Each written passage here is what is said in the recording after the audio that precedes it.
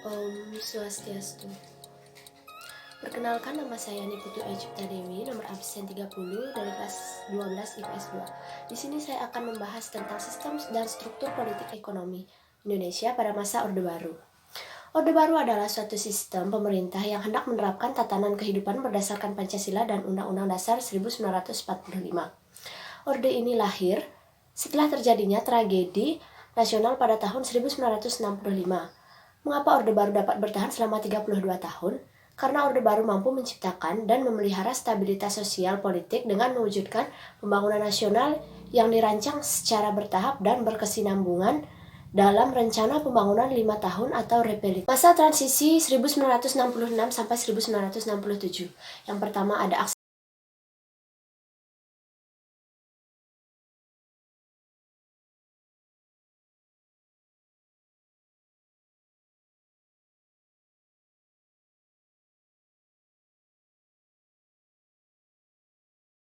PKI. Ini merupakan peristiwa yang menjadi titik awal berakhirnya kekuasaan Soekarno dan hilangnya kekuatan politik PKI dari percaturan politik Indonesia. Aksi-aksi tuntutan penyelesaian yang seadil-adilnya terhadap pelaku G30 SPKI semakin meningkat. Gerakan tersebut dipelopori oleh Kesatuan Aksi Pemuda Mahasiswa dan Pelajar atau KAPPI, KAMI, KAPI. Kemudian muncul juga KABI atau buruh, KASI atau sarjana, Kawi atau wanita, dan Kagi atau guru, dan lain-lain. Pada tanggal 26 Oktober 1965 membuktikan barisan mereka dalam satu front, yaitu Front Pancasila. Perasaan tidak puas terhadap keadaan saat itu mendorong para pemuda dan mahasiswa mencetuskan Tri Tuntutan Rakyat atau yang lebih dikenal dengan Tritura. Tuntutan rakyat banyak agar presiden membubarkan PKI ternyata tidak dipenuhi oleh presiden. Peristiwa tersebut berakhir dengan deadlock karena keinginan Presiden Soekarno berseberangan dengan permintaan Front Pancasila, terutama mengenai pembubaran PKI. Yang kedua, Surat Perintah 11 Maret atau Super Semar. Pada tanggal 11 Maret 1966 digelar sidang paripurna yang agendanya adalah merumuskan langkah-langkah keluar dari krisis ekonomi, sosial, dan politik. Di tengah-tengah pidatonya, Presiden Soekarno diberitahu oleh Komandan Cakrabirawa Brigjen Subur bahwa ada konsentrasi pasukan tidak dikenal yang berada di luar istana. Selanjutnya, para perwira tinggi Angkatan Darat yang terdiri dari Majen Basuki Rahmat, Brigjen Amir Mahmud, dan Brigjen M. Yusuf juga menyusul ke Bogor.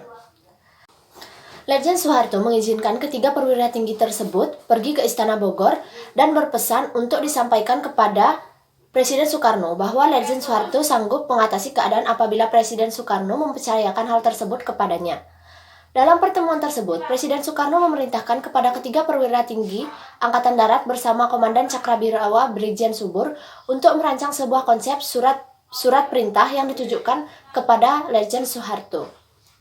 Surat tersebut berisi perintah kepada Letjen untuk mengatasi masalah keamanan dan krisis politik yang terjadi pada saat itu. Surat itulah yang dikenal dengan Surat Perintah 11 Maret atau Super Semar.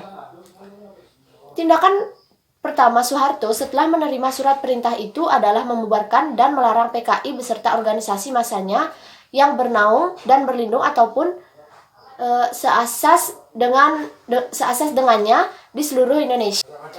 Tindakan Letjen Soeharto selanjutnya setelah membubarkan PKI antara lain: yang pertama, pada tanggal 18 Maret 1966, Letjen Soeharto mengamankan 15 orang menteri yang dinilai tersangkut dalam G30 SPKI dan diragukan etika baiknya. Yang kedua, pada tanggal 27 Maret 1966, Letjen Soeharto membentuk Kabinet Dwi Kora yang disempurnakan untuk menjalankan pemerintahan dengan tokoh-tokoh yang tidak terlibat dalam G30 SPKI.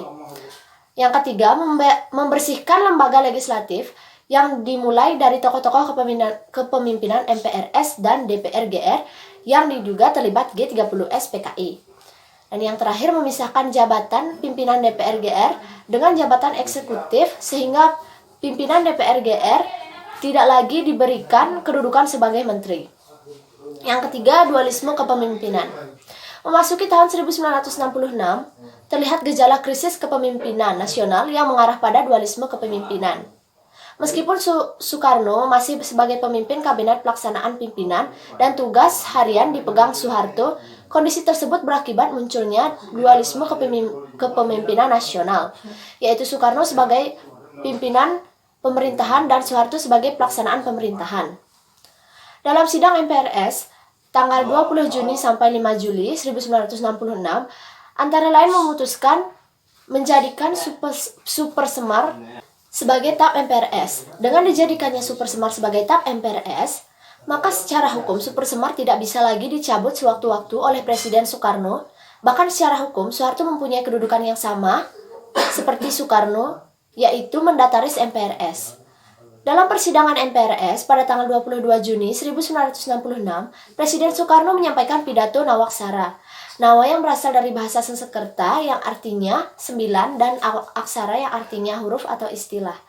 Dalam pidato tersebut hanya sedikit menyinggung sebab-sebab meletusnya peristiwa tanggal 30 September 1965.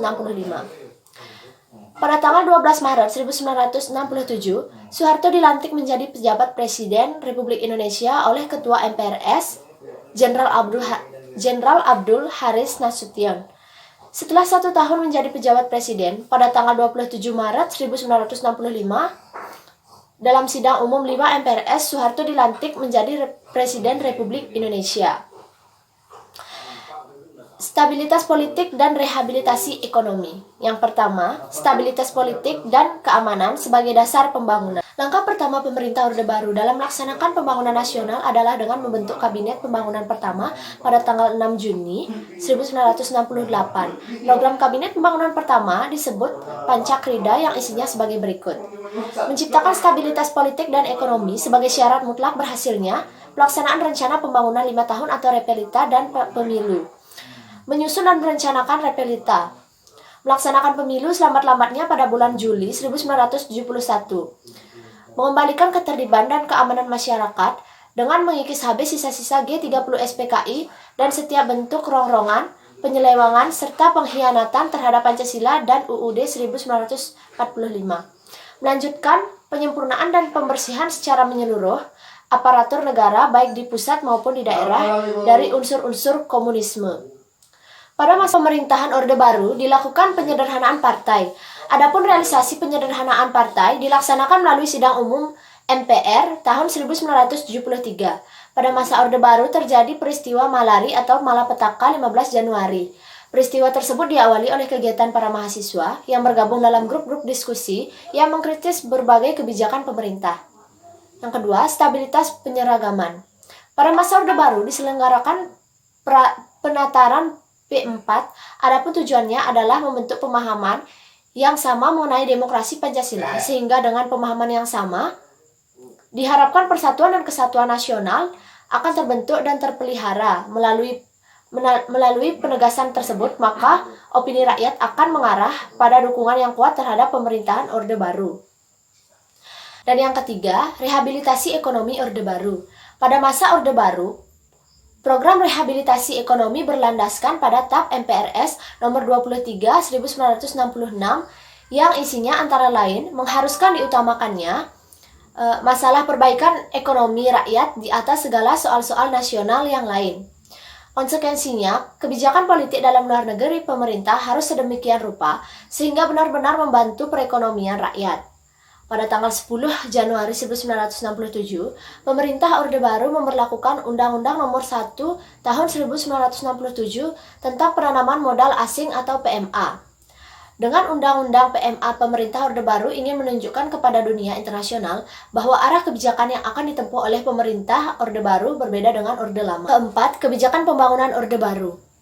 Pengertian pembangunan nasional pada masa Orde Baru adalah suatu rangkaian upaya pembangunan berkesinambungan yang meliputi seluruh kehidupan masyarakat, bangsa, dan negara.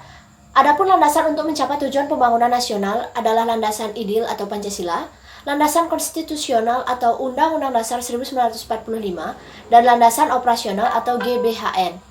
Konsekuensi dari pertumbuhan ekonomi yang cukup tinggi akibat pelaksanaan pembangunan tidak akan bermakna apabila tidak diimbangi dengan pemerataan pembangunan. Oleh karena hal itulah, sejak pembangunan 5 tahun tahap 3, tanggal 1 April 1979 sampai 31 Maret 1984, pemerintah Orde Baru menetapkan 8 jalur pemerataan, yaitu sebagai berikut. Yang pertama, pemerataan kebutuhan pokok rakyat. Pemerataan kesempatan memperoleh pendidikan dan layanan masyarakat. Pemerataan pembagian pendapatan, pemerataan kesempatan kerja, pemerataan kesempatan berusaha, pemerataan kesempatan berpartisipasi dalam pembangunan khususnya bagi generasi muda, pemerataan penyebaran pembangunan di seluruh wilayah tanah air, dan yang terakhir pemerataan memperoleh keadilan. Integrasi Timor Timur. Perang dingin adalah perang dalam bentuk ketegangan sebagai suatu perwujudan dari konflik-konflik kepentingan, supremasi, perbedaan ideologi, dan lain-lain. Antara blok barat, pimpinan Amerika Serikat, dan blok timur, pimpinan Uni Soviet. Integrasi Timor Timur ke Indonesia tidak terlepas dari situasi saat itu, yaitu adanya perang dingin dan konstelasi geopolitik kawasan Asia Tenggara. Saat itu terjadi perebutan pengaruh antara blok barat dan blok timur. Pada saat yang sama, di kawasan koloni Portugis atau Timor Timur yang berbatasan secara langsung dengan wilayah Indonesia terjadi krisis politik. Krisis tersebut terjadi sebagai dampak kebebasan yang diberikan oleh pemerintah baru Portugal yang dipimpin oleh Jenderal Antonio de Spirfola. Jenderal Antonio de Spirfola melakukan perubahan dan berusaha mengembalikan hak-hak sipil termasuk hak demokrasi masyarakat, bahkan dekolonisasi. Adanya perubahan tersebut membuka kesempatan Timor Timur untuk menentukan masa depannya. Timor Timur diperbolehkan mendirikan partai politik, yaitu yang pertama União Democrática Timorense atau UDT atau Persatuan Demokratik Rakyat Timur. Yang kedua, Frente Revolucionária de Timor-Leste Independence atau FRETILIN atau Front Revolusioner Kemerdekaan Timor Timur. Dan yang terakhir, Associação Popular Democrática Timorense atau Apodetikataan Demokratik Populer Rakyat Timur. Dampak kebijakan politik ekonomi masa Orde Baru. Dampak kebijakan pemerintah Orde Baru di bidang politik seperti pemerintah cenderung bersifat otoriter. Dan yang terakhir, dampak kebijakan politik ekonomi masa Orde Baru. Dampak kebijakan pemerintah Orde Baru di bidang politik seperti pemerintah cenderung bersifat otoriter. Presiden mempunyai kekuasaan yang sangat besar dalam mengatur jalannya pemerintahan. Peran negara menjadi semakin kuat yang menyebabkan timbulnya pemerintahan yang sentralistis. Meskipun pembangunan ekonomi yang dilakukan pemerintah Orde Baru menunjukkan perkembangan yang menggembirakan, dampak negatifnya juga cukup banyak. Sekian pembahasan tentang sistem dan struktur politik pada masa Orde Baru. Saya akhiri dengan Paramesanti. Om Santi Santi Santi Om.